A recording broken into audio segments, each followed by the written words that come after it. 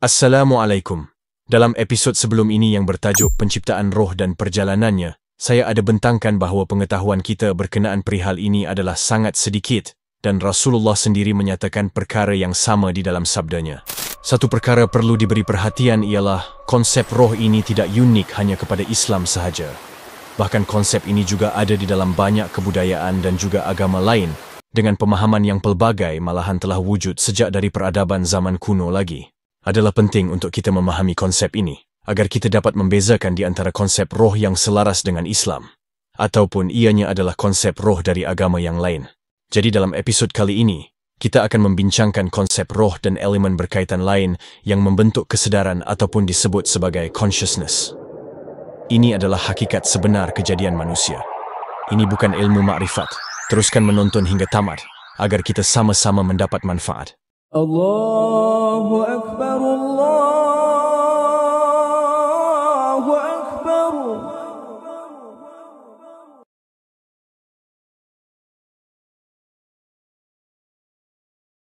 Kesedaran, satu fenomena yang mendalam dan sukar difahami, terus menarik minat para saintis dan ahli falsafah.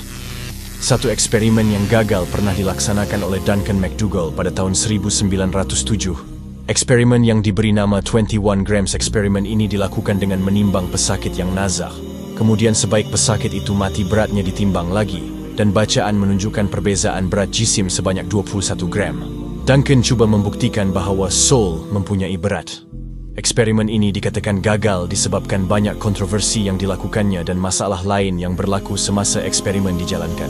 Sekiranya eksperimen ini diiktiraf, Duncan bukan hanya sekadar mencapai hipotesisnya sahaja, tetapi juga membuktikan bahawa ada satu entiti yang keluar dari tubuh apabila seseorang itu mati. Dalam sisi yang lain, Bernard J. Bars telah memberikan penjelasan yang menarik tentang kesedaran di dalam bukunya yang bertajuk In the Theater of Consciousness, The Workspace of the Mind. Di dalam bukunya ini, Bars menyatakan bahawa kesedaran adalah ibarat sebuah pentas teater. Saya akan ringkaskan hujahnya ini nanti. Namun mari kita fahami konsep yang cuba diketengahkannya. Menurutnya, kesedaran mengambil watak utama di atas pentas ini dan memainkan peranan sebagai pemikiran, sensasi, persepsi dan perasaan. Penonton bagi pementasan teater yang dilakonkan oleh kesedaran ini adalah minda bawah sadar. Minda bawah sadar ini bertindak sebagai operator senyap yang membuat jangkaan tersirat, sistem diri dan mencipta konteks bagi pengalaman sedar dan membimbing respons kita. Bars juga mendakwa mempunyai bukti kukuh bahawa kesedaran berasal dari mekanisme biologi yang berevolusi dari manusia purba dan seterusnya berkembang dari masa ke semasa. Kemudian akhirnya membentuk sebuah kesedaran yang dipengaruhi oleh keperluan survival dan interaksi kompleks di dalam sosial yang memerlukan keupayaan untuk memproses maklumat dengan cara yang lebih maju dan fleksibel. Secara ringkasnya, Bars mendakwa bahawa kesedaran adalah proses biologi di dalam otak yang berevolusi dari masyarakat purba dan terus berkembang bagi memenuhi keperluan survival dan dibantu oleh minda bawah sadar yang memberikan konteks sesuatu perkara dan membantu kita memberikan respons yang tepat terhadap sesuatu perkara. Di dalam banyak kajian dan perdebatan di dalam ilmu sains, kesedaran bukanlah roh atau entiti yang berasingan dari tubuh, tetapi hasil daripada evolusi proses biologi dan neurobiologi di dalam otak. Jika kita melihat dari sisi saintifik, ilmu ini belum dapat menjelaskan mengapa ada pesakit yang kehilangan sebahagian dari otaknya, namun masih boleh sedar, beremosi, dan memberikan refleks dengan sempurna seperti dalam kes Finney's Gauge. Sains juga tidak dapat menjelaskan mengapa ada pesakit yang organ vitalnya masih lagi berfungsi, namun koma dalam masa yang sangat lama seperti di dalam kes Elaine Esposito. Di dalam Islam, consciousness, kesedaran atau hidupnya sesuatu adalah berkait rapat dengan roh. Apabila bercakap tentang roh, perkaitannya dengan Tuhan tidak dapat dielakkan. Bagi kita orang mukmin yang percaya bahawa setiap sesuatu itu diciptakan oleh Allah, roh itu sudah tentu adalah makhluk yang telah diciptakan olehnya. Maha suci Allah yang maha besar. Dialah Al-Khaliq, Al-Muhyi, yang terpisah daripada kesamaan dan keserupaan dengan mana-mana makhluk yang ada di alam semesta baik di bumi maupun langit. Namun bagi agama yang menyembah berhala atau juga dipanggil sebagai pagan, mereka percaya bahawa roh itu adalah sebahagian dari zat Tuhan. Menurut Ahmad Iqram di dalam bukunya bertajuk Tersesat, Kebatilan Gerakan New Age berdasarkan kepercayaan pagan, Roh adalah serpihan kecil daripada satu entiti tunggal yang dipanggil sebagai roh pusat. Kemudian selepas beberapa ketika, roh pusat yang bersatu ini secara tiba-tiba terpecah dan membentuk roh-roh kecil yang kemudian melimpah menjadi Tuhan-Tuhan. Roh kecil yang menjadi Tuhan ini kemudiannya mencipta segala objek dengan serpihan roh-roh kecil tadi. Maka disebabkan setiap sesuatu yang berada di alam semesta ini adalah serpihan Tuhan yang juga berasal dari roh pusat tadi, maka semua benda adalah juga Tuhan atau bahagian Tuhan kerana ada intipati Tuhan atau roh Tuhan dalam setiap objek, bintang-bintang, tumbuhan atau haiwan di alam semesta ini. Atas dasar itulah penganut agama pagan ini menyembah bintang, pokok, haiwan maupun batu. Malahan, ada juga manusia yang disembah sebagai Tuhan ataupun jelmaan Tuhan, kerana manusia itu sudah pun mencapai tahap kesedaran yang kononnya hakikat dirinya yang sebenar adalah serpihan dari pati Tuhan. Jadi ayat ini adalah Tuhan bagi saya.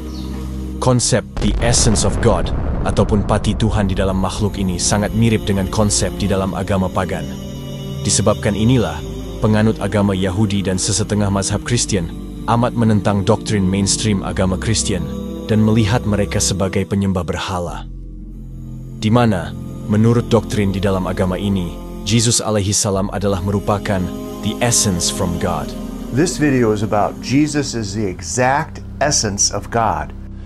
There are people in Christianity who believes that Jesus is God. Simple Jewish people that are following halakha, that's a mistake. Jewish people considering Christians as idols worshippers. That is the godly thing to do. We respect one another. The godly thing to do is to kill you. The godly thing is to kill me. That's right. Yes? That's what the Torah says. To kill us. Yes. Okay. That's what the Torah So says. we know how the Jewish people feel about Christians, yes?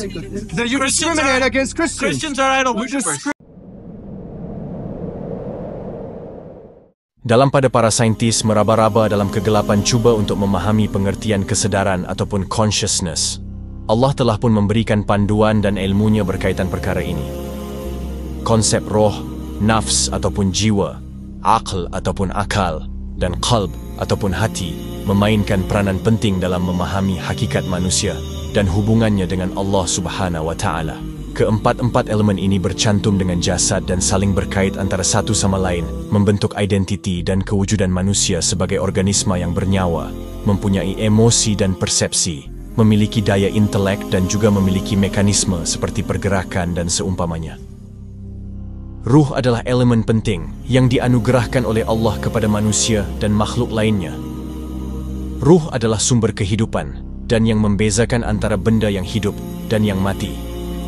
Analogi mudahnya adalah, ruh ini adalah ibarat suatu tenaga seperti elektrik yang menjadikan sesuatu alat itu hidup. Penting untuk diketahui bahawa di dalam Islam, roh tidak hanya digunakan untuk merujuk kepada entiti yang ditiupkan ke dalam jasad untuk menjadikannya hidup, tetapi sebenarnya mempunyai spektrum yang jauh lebih besar. Firman Allah yang telah dirakamkan di dalam Quran telah menggunakan istilah ruh di dalam beberapa konteks. Keadaan pertama yang akan kita bincangkan adalah roh sebagai sumber yang menghidupkan sesuatu makhluk ciptaan Allah, khususnya jasad Nabi Adam, sebagaimana dinyatakan di dalam surah Al-Hijr ayat 29.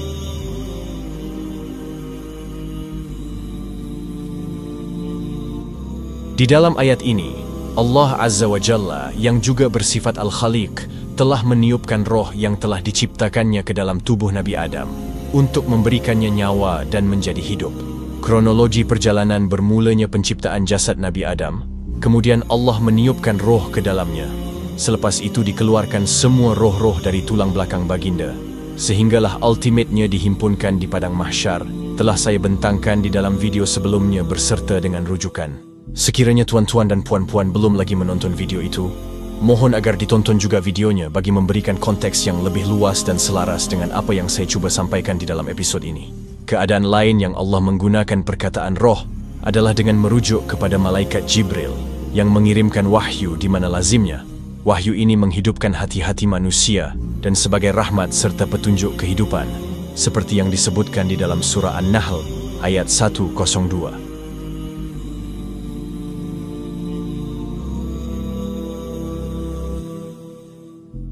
Jibril yang juga disebut sebagai Ruhul Quds ataupun Roh Suci ini juga memberikan bantuan dan sokongan kepada Nabi Isa seperti yang disebutkan di dalam surah Al-Baqarah ayat 87 dan juga ayat 253 di dalam surah yang sama.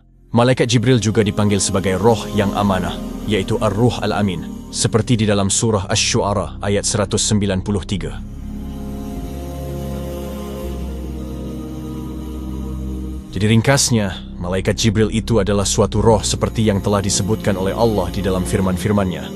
Perkataan roh juga digunakan dalam menyatakan pertolongan dari Allah dan membantu hamba-hambanya yang beriman, seperti di dalam surah Al-Mujadilah ayat 22. Nafs merupakan istilah Arab yang secara umum merujuk kepada diri atau jiwa.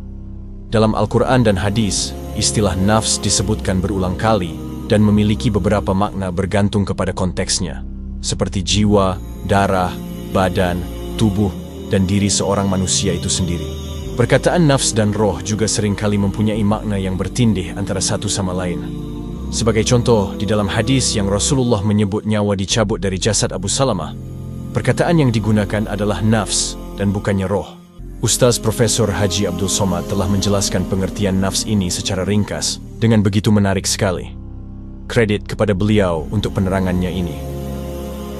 Ketika ruh berjumpa dengan jasad, maka berubah dia menjadi nafs.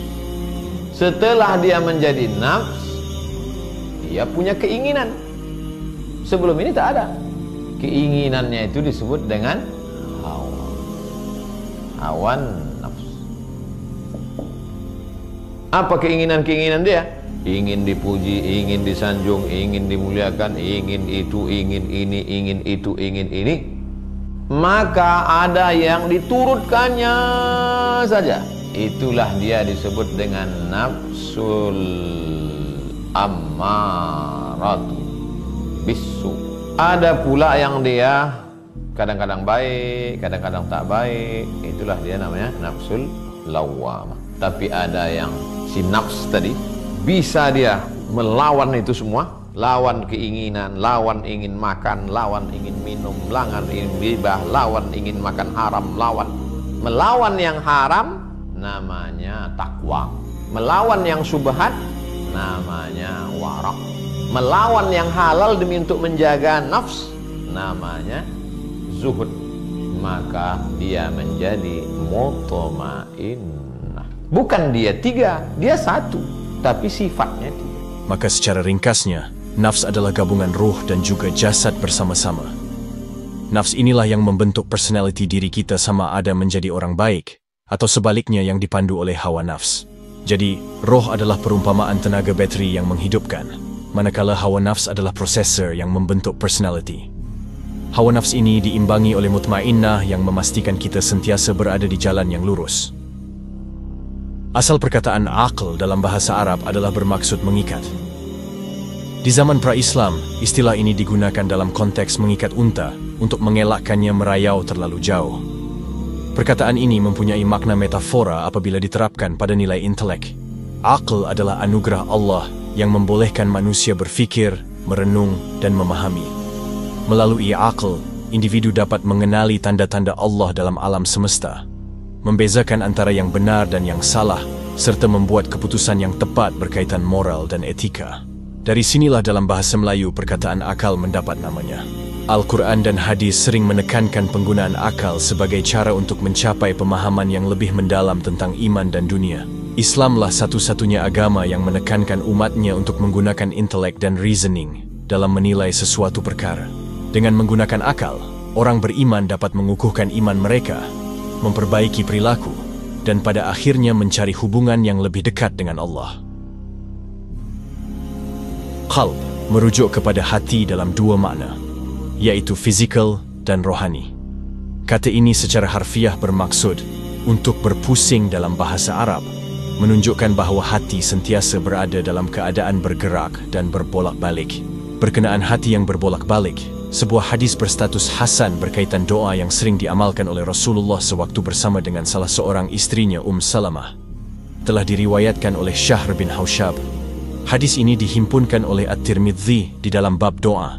Apabila Salamah ditanya berkenaan doa yang sering diamalkan oleh Rasulullah sewaktu bersama dengannya, dia menjelaskan bahawa Rasulullah sering berdoa kepada Allah agar ditetapkan hatinya kepada agamanya. Lalu Salamah bertanya kepada baginda, mengapa sering berdoa begitu? Rasulullah menjawab dalam sabdanya, Wahai Ummu Salamah, sesungguhnya tidak ada manusia melainkan hatinya berada di antara dua jari Allah, maka dia meneguhkan siapa yang dia kehendaki dan dia menyesatkan siapa yang dia kehendaki. Hati juga dianggap sebagai pusat personaliti manusia serta sumber kebaikan dan kejahatan. Sebagaimana hadis Rasulullah yang dirakamkan Sahih Bukhari, diriwayatkan oleh An-Nu'man bin Bashir. Awas, di dalam tubuh manusia terdapat sekeping daging. Jika daging itu baik, seluruh tubuh akan baik. Jika daging itu rosak, seluruh tubuh akan rusak. Daging itu adalah hati. Sewaktu Rasulullah bersabda sedemikian, baginda menunjukkan jarinya ke dada. Perkataan yang baginda gunakan sewaktu menunjukkan jarinya ke dada adalah sadrih. Kata dasarnya adalah sadr. Menurut mufti wilayah persekutuan, dari sudut fungsinya, sadr berfungsi sebagai ruang di mana hati dan nafsu bertemu, serta tempat bagi akal. Hubungan di antara sadr, yaitu dada, dengan qalb, yaitu hati, ialah ibarat sebuah telaga di mana qalb merupakan sumber mata air dan sadr adalah tempat menampung mata air tersebut. Sementara hubungannya sebagai tempat bagi akal, sadr berfungsi sebagai tempat untuk menghafal ilmu yang diperoleh melalui pelajaran dan didapati daripada kekuatan panca indera. Contohnya, hukum hakam, maklumat, dan semua ilmu pengetahuan yang diperolehi. Maka atas sebab itulah, menurut pendapat saya, untuk memudahkan kita menuntut ilmu, kita harus memastikan bahawa hati kita sentiasa bersih dan perbetulkan niat untuk belajar kerana Allah. Insya Allah, sekalipun mungkin kita bukan orang yang pandai, ilmu itu sedikit sebanyak akan melekat dan kita pun mendapat berkat ilmu tersebut. Kesimpulannya, kejadian manusia itu terdiri daripada 5 elemen utama, yaitu jasad, roh, akal, nafsu dan qalb, yaitu hati. Kesemua elemen ini bergabung menjadilah nafs. Inilah yang membentuk kesedaran seorang manusia dan membezakannya di antara jasad yang hidup ataupun mati. Qalb pula memainkan peranan penting dalam membentuk kepribadian seseorang. Baik hatinya, baiklah orangnya. Pada ketika para saintis masih lagi termangu-mangu mencari jawapan tentang consciousness, kita umat Islam telah pun memiliki ilmu ini sejak berabad lalu. Benarlah bahawa Islam itu suatu rahmat dan penyuluh kepada umat manusia. Sedangkan masyarakat jahiliyah pun berjaya ditamadunkan bermula dari kosong tiada sebarang dokumen bertulis dan sebagainya. Kehidupan bangsa Arab terus berkembang maju sehingga muncul zaman emas Islam sewaktu ketika dahulu. Rahmat dari roh wahyu dan ilmu yang diturunkan dari Allah Azza wa Jalla. Rahmat Allah ini terus berkembang hingga ke tanah air kita tanpa henti dan akan terus mekar memakmurkan bumi Allah ini hingga ke serata pelosok dunia. Marilah kita bersyukur dengan nikmat agama ini. Ucaplah Alhamdulillah. Itu sahaja video kita pada kali ini. Terima kasih kerana menonton. Sila hempas butang like dan subscribe untuk melihat lebih banyak video tentang mukjizat Al-Quran dan pengetahuan lain berkenaan Islam. Jumpa lagi di episod akan datang. Wallahu a'lam bissawab. Assalamualaikum.